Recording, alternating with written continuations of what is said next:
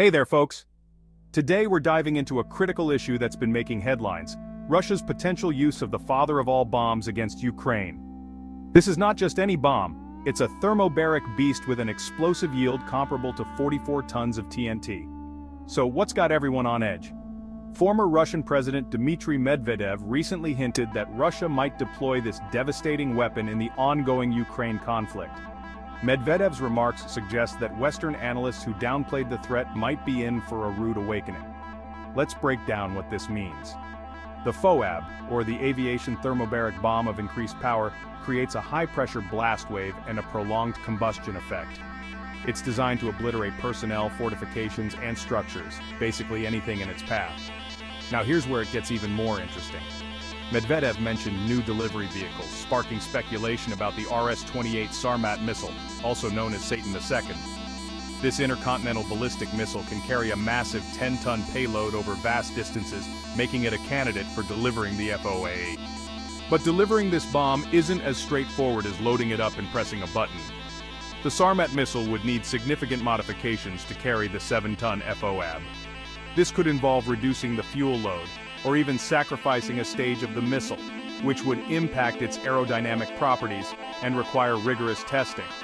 Another option could be reducing fuel in one or more stages without altering the structure. While this might seem simpler, it could compromise the missile's stability, trajectory, and accuracy, jeopardizing the mission's success.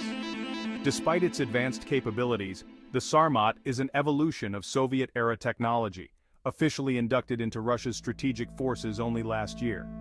But why is Russia even considering such a drastic move?